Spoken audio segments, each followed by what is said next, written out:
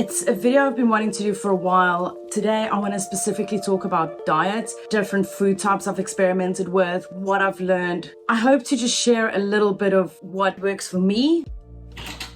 Is that better?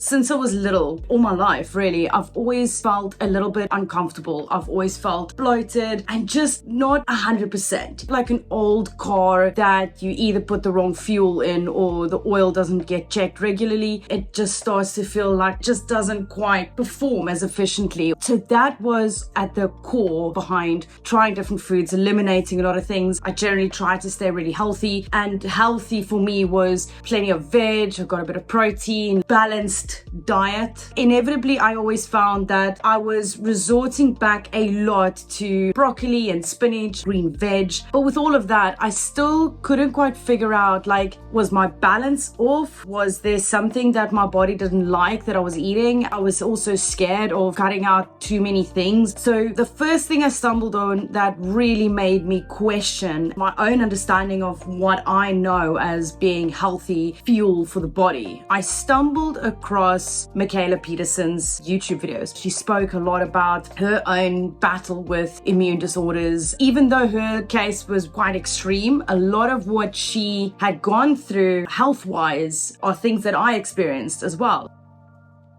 She resorted to cutting out everything apart from meat, and the fact that someone could survive on only eating a carnivore diet, it just made me really question our general understanding of what does a balanced diet really look like. I went into a hyper focus. I started researching this a lot, and I found many other people that was doing the same thing. Her dad, he managed to cure his own gum disease. But it was better, so I don't know if I can use the word cured. Mikhaila herself, she went off all her medication. She's been doing much better. And then you've got Dr. Chafee, who speaks about this a lot. All these people have been doing this for years, and they've been really, really healthy. They've gone for their checkups. They've been seen by medical professionals that cannot explain how it is that they are doing so well. I found so many people online that were credible people. Joe Rogan also experimented with this a bit.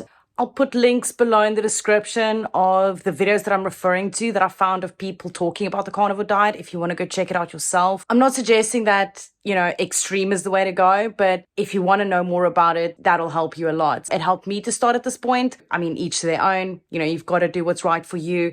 And if you find this content valuable, please consider subscribing. And yeah, all right, back to the video. So I decided to take the bold step and just try eating carnivore for as long as I possibly could. I mean, I didn't know if this was going to be the start of the only thing I'll ever be able to eat, or if I'll be able to add more things as I went about it. But I started cutting out everything, and I just went down to only meat. I ate grass-fed beef and lamb that I would get from the butchers, so I knew that they were ethically sourced. I had chicken, but I very quickly found that chicken, for some reason, didn't make me feel like it was really giving me much fuel. It's like putting in a lower graded fuel in your car. So I cut out chicken as well, and I was literally eating only beef and lamb. At the start, it was challenging. The amount of ways that I knew how to make it was very limiting. I soon learned how to make the same type of food in various different ways that would make it feel like different kinds of meals, even though it was exactly the same ingredients. I'll do a video on this where I actually just take beef and I make 3-4 different kind of meals out of it. Less is more, and if you know how to do more with less, I immediately started to see a lot of improvements. Some things that I noticed changed. I didn't have headaches anymore. I didn't struggle to wake up in the morning as much. My fatigue was much better. My rheumatoid arthritis response significantly less. That one, I wonder if it's down to cutting out the carbs and the sugars. If I ate a bit of chocolate, massive response. Potatoes, I would feel zombified for days.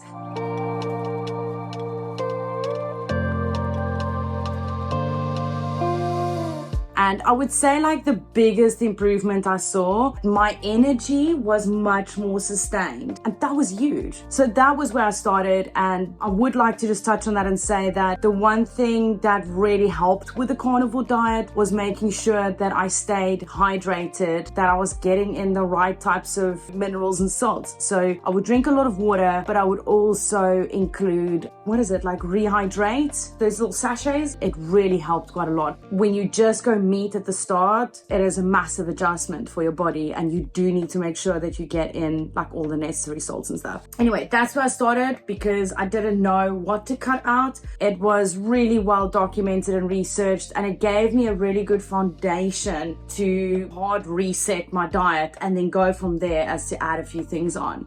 In the meantime, my diet has evolved, and let me tell you more about that. So at this point, I started to explore a little bit more on like the keto diet. You add a bit of fruit, nuts, and veggies. I was very careful to add one thing at a time. But overall, I found that green veg works really well, any leafy green. So what I've got in my diet currently as far as veggies is broccoli, courgettes, spinach, avo, and asparagus. I had to be very careful with the fruit because the fruits seem to still make the joint pain quite a lot worse, and it increases the inflammation in my body for some reason. At the beginning, I had a lot of craving for oranges. I would have my carnivore diet with oranges. That was even before veggies. I would try banana, which did not agree with me very well. In the meantime, I've seen that bananas may be doing a little bit better with me. I think maybe my gut health has just completely changed. Grapes, blueberries, and strawberries. At this point, I was questioning a lot of things. I was adding some veggies, some fruits to my diet, and then there would be like an immediate knock-on effect. I would not be able to wake up the next morning on my own, or I won't be able to perform in gym. My inflammation would have increased.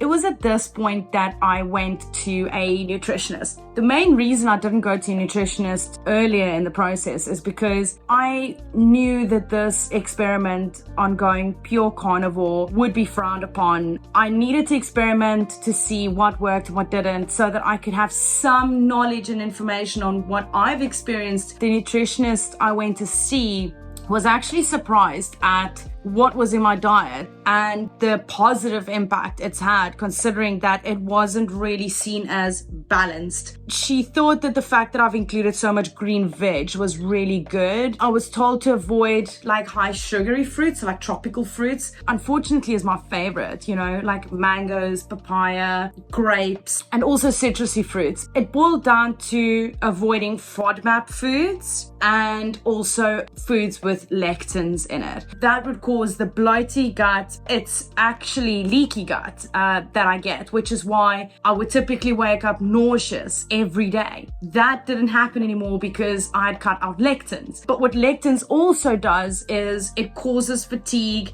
and that drowsiness in the morning. I think the thing I miss the most is actually tomatoes, but it's been so long now that I just try not to think about it.